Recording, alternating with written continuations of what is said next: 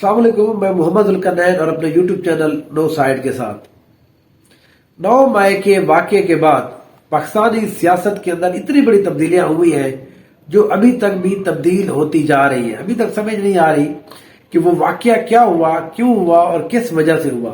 بظاہر تو دائر لوگوں کو پتہ ہے کہ عمران خان صاحب کی گرفتاری جو ہے ہائی کورٹ کے اندر سے شیشے توڑ کر رینجرز کا گرفتار کرنا اور اس کے بعد پاکستان تحریک انصاف کے لوگوں کا پورے ملک میں احتجاج کرنا اور پھر کچھ نامعلوم لوگوں کی طرف سے احتجاج کے اندر آگ لگانا اور وہ یہ کرنا، پھر جو 9 مئی کے اندر جو جنا ہاؤس ہے، جو کور کمانڈر ہاؤس تھا، وہاں پر کچھ لوگوں کی پورے اسرار جو ہے وہ حملہ کرنا، سیکیورٹی کا نہ ہونا، فوج کی سیکیورٹی کا نہ ہونا، یہ بہت سارے ایسے معاملات ہیں جن کے اوپر تفتیش اور تحقیق ابھی تک باقی ہے۔ لیکن 9 مئی کے واقعے کے بعد ہم نے دیکھا ہے اس ملک کے اندر جو خوف کی فضا پیدا کی گئی تھی، وہ خوف کی فضا اب تو خیر وہ خوف نہیں رہا، لیکن اس خوف کے اندر جو معاملات ہوئے ہیں اب وہ ایسا ایسا بہر آنا شروع ہو گئے۔ لوگ کہتے ہیں کہ جب 1971 کے اندر ہمارا ملک ٹوٹ گیا تھا، بنگلہ دیش آزاد ہو گیا تھا، تو اس میں بھی بہت سارے ایسے معاملات تھے جن کو اس وقت جو ہے وہ خبروں کی زینت نہیں بنایا جا سکتا تھا، لیکن جب حالات ختم ہو گئے، ٹھیک ہو گئے، بنگلہ دیش علیحدہ ہو گیا، تو پھر جن لوگوں نے پھر معاملات کو دیکھنے کی کوشش کی تو پھر بعد میں پتہ چلا کہ وہاں پر کیا کیا ظلم ڈھائے گئے۔ اب بھی معاملہ جو ہے 9 مئی کے حوالے سے سیم دکھائی دیتا ہے۔ 9 مئی کے واقعے کے بعد اتنی زیادہ داستانیں ہیں ظلم کی، اب میں اگر روزانہ بھی کرنا چاہوں تو میرا یہ خیال ہے کہ اگلے 2 سے 3 سال تک وہ داستانیں جو ہیں وہ ابھی تک ختم نہیں ہوگی۔ اتنی ظلم کی داستانیں پنجاب پولیس کے حوالے سے، خصوصاً جو مین کردار ہے پنجاب پولیس کا، آئی جی عثمان انور صاحب، نگران وزیر اعلیٰ جناب محسن نقوی صاحب، ان لوگوں نے جتنا زیادہ ظلم پنجاب کے لوگوں کے اوپر کیا ہے، کے پی کے اندر بھی لوگوں کے اوپر جو ظلم ہوئے ہیں وہ اب ہمیں کہیں پر بھی آپ کتابوں کے اندر نہیں دیکھیں گے، لیکن اب جو ہے ایسا ایسا چیزیں باہر آنا شروع ہو گئی ہیں۔ ہم نے دیکھا ہے کہ 200 سے 300 لوگ جو ہیں 9 مئی کے حوالے سے اب وہ آزاد بھی ہو چکے ہیں، ان کو وہ بھی مل چکی ہے، بیل مل چکی ہے، وہ واپس آ چکے ہیں۔ تو اب جو کہانیاں ہیں وہ پھیلنا شروع ہو گئی ہے، کہانیاں اب باہر آنا شروع ہو گئی ہے۔ میں نے پہلے بھی کہا تھا کہ جب یہاں پر جو دھول ہے جب یہ بیٹھے گی تو بہت سارے لوگوں کے چہروں کے اوپر لکھا ہوگا کہ انہوں نے کیا کیا ہے۔ سیاسی اگر ہم بات کریں سیاست کے حوالے سے تو پاکستان مسلم لیگ نون اور پاکستان پیپلز پارٹی دیکھ چکے ہیں کہ اس خوف کی فضا کے اندر ان کا نقصان کیا ہوا ہے۔ گو کہ اب وہ گورنمنٹ میں چلے گئے ہیں، لیکن وہ گورنمنٹ جو ہے ان کو بھی پتا ہے، یہ ہر کسی کو پتا ہے کہ ان کو کس طرح سے دی گئی ہے اور انہوں نے کس طرح سے لی ہے۔ لیکن سیاستدان جو ہیں اس اپنے وہ جو ظلم تھا اس کا تو ایک حصہ بھگت چکے ہیں پولیٹیکل جماعتیں، لیکن اب باری ہے ان لوگوں کو جنہوں نے وہ ایکچولی ظلم کیے ہیں۔ اس کے 2 فیزز ہوں گے، میرا اپنا یہ خیال ہے۔ پہلے فیز کے اندر سٹوریاں باہر آئیں گی، پھر اس کے بعد دباؤ بڑھے گا اور ان لوگوں کے اوپر ان کی جس کو کہتے ہیں کہ ان سے باز پرس کی جائے گی۔ اب جتنے بھی لوگ باہر آ رہے ہیں وہ تو پچھلے 1 سال سے اتنی سٹوریاں ہیں، میرے اپنے پاس اتنی سٹوریاں ہیں کہ وہ بندہ کیا کرے کہ اب یہ سمجھ نہیں آتی کہ کیا وہ ہمیں سٹوریاں بتانی چاہیے، کیونکہ وہ اتنی خوفناک سٹوریاں ہیں۔ ہم خود بھی جب وہ سٹوریاں سنتے ہیں تو بہرحال وہ عام انسان جو ہے وہ اس کو یقین نہیں آتا کہ یہ اس ملک کے اندر ہو رہا ہے اور اپنے ملک کے لوگوں کے ساتھ یہ کام کیا گیا ہے۔ میں آپ کو اس کی مثال دیتا ہوں، ڈیرہ غازی خان کے اندر زرتاج گل وزیر صاحب کی جو لوگ کمپین کر رہے تھے، جس طرح سے ان کے لوگوں کو 4 دن اٹھا کر جس طرح سے ظلم اور بربریت کی گئی، جس طرح سے ان کی وہ پورا کا پورا ہر کسی کو پتا ہے، اب تو لوگوں کو پتہ بھی چل چکا ہے، وہ لوگ بھی کسی نہ کسی جا کر بتا رہے ہیں۔ مجھے تو خیر فرسٹ ہینڈ رپورٹ جو ہے وہ مجھے پتا ہے اس کی کہ ان لوگوں کے ساتھ جس طرح کا پولیس نے ظلم کیا ہے۔ اسی طرح سے آپ کسی بھی جگہ پہ چلے جائیں، پولیس نے 9 مئی کے نام کے اوپر مسلم لیگ نون نے पीपल्स पार्टी ने 9 मई के नाम के ऊपर लोगों को उठवाया और उनके ऊपर तशद्दुद करवाए। कल जो सबसे अहम जो मैं बात करना चाह रहा हूं, कल एक नई स्टोरी आई है। वो स्टोरी मैं क्योंकि यहां पर नहीं लगा रहा, वो मुझे लगता है कि शायद वो इस तरह की घटिया स्टोरी है। वो रियासत का इतना भयानक चेहरा है, इतना खौफनाक चेहरा है, क्योंकि मेरी अपनी अंडरस्टैंडिंग ये है कि वो चेहरा अगर हमने दिखा दिया रियासत का, तो यहां पर बसने वाले जितने भी आम शहरी हैं वो रियासत से नफरत करना शुरू हो जाएंगे। तो ये बहरहाल अपने तय हो सकता है कुछ लोगों का ये ख्याल हो कि नहीं हमें ये बताने चाहिए, वो सोशल मीडिया पर मौजूद है, आप लोग देख सकते हैं। कम से कम मेरा अपना ये एनालिसिस है कि नहीं बतानी चाहिए। बहरहाल रियासत के कुछ अनासर होते हैं, उनके खिलाफ इतना जो बात है वो बहुत है। रियासत को ज्यादा हमें दबाव अभी नहीं देना चाहिए, लेकिन रियासत को इसका हिसाब तो बहरहाल देना पड़ेगा और वो देगी भी सही। वो स्टोरी क्या है कि एक बंदे को पकड़ा गया पुलिस के अंदर, पुलिस ने उसके ऊपर तशद्दुद किया, जिनसी हिरासानी की उसके ऊपर, जिस तरह से जुल्म और बर्बरियत की उसके ऊपर, इतना उसकी इज्जत नफ्स को तबाह किया। मैं उसकी स्टोरी सुन के इतना हैरान रहा कि वो बंदा अभी तक जिंदा है, या कम से कम अभी तक उसने कोई किसी को मार नहीं दिया। इस हद तक जो उनके साथ जुल्म किया गया है, उस बंदे की स्टोरी आप सोशल मीडिया के ऊपर जाकर सुने, देखें, आपको मिल जाएगी। वो क्या स्टोरी है? आपको लगता है इस मुल्क के अंदर ये लोग जो है, ये पुलिस जो है, खसूसन ये गवर्नमेंट जो है, जो आजाद, ये जो निगरान बैठे हुए थे,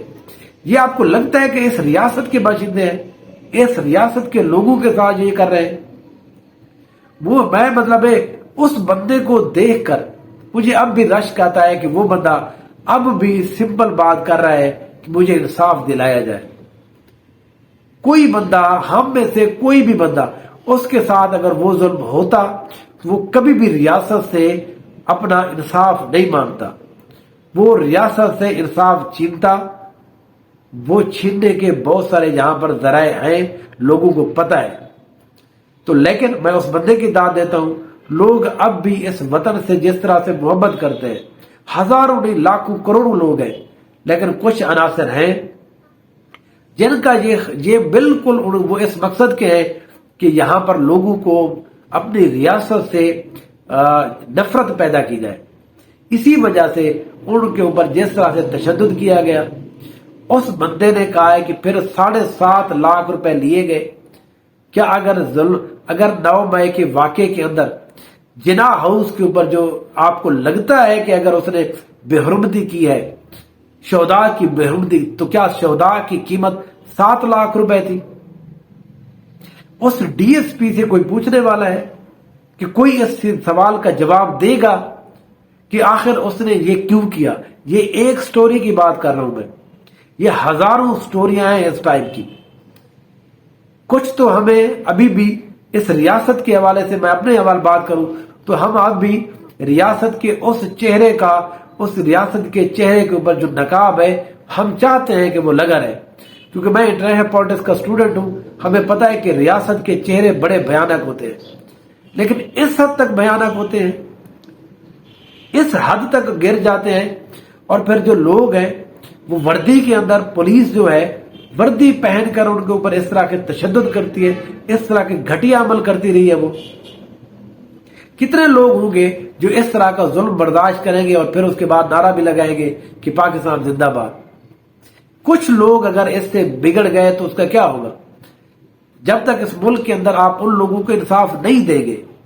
उस डीएसपी से, उस डीपीओ से जब तक आप हिसाब नहीं लेंगे जिसने उस बेचारे के साथ ये जुल्म किया है, उसके भाई उसको बलवा कर कहा है कि हमने, उसके बाद उसकी वीडियो तक बनाई गई है, उसको अब भी ब्लैकमेल किया जा रहा है, पैसे लिए जा रहे हैं, हर वक्त कॉल करती है पुलिस कि आपने ये कर दिया, वो कर दिया, हम आपको दोबारा उठा लेंगे। उसने ये तक भी कहा अगर आपने कहीं पर ये स्टोरी बताई है तो आपको हम कत्ल करवा देंगे। आपको वो जो पुलिस का एक जो चेहरा है, हमें पता है, आप और मैं जो है वो मुकाबले में जिस तरह मारे जाते हैं, उनको अब भी वो उनको धमकी दे रही है। वो किसको जाकर बताए? चीफ जस्टिस साहब को तो फुर्सत ही नहीं है। ہماری جو آرمی ہے، جو آرمی چیف صاحب ہیں، جتنے بھی مین لوگ ہیں، ان کو اس بات کا ایکشن لینا چاہیے، کیونکہ ریاست سے جو نفرت ہے، جو پولیس کی طرف سے تشدد کیا گیا ہے، وہ نفرت صرف پولیس کی طرف نہیں جا رہی، وہ پورے ریاست کے اداروں کی طرف جا رہی ہے۔ تو جب تک آپ ان لوگوں کو کٹہرے میں نہیں لائیں گے، کٹہرے کو چھوڑیں آپ،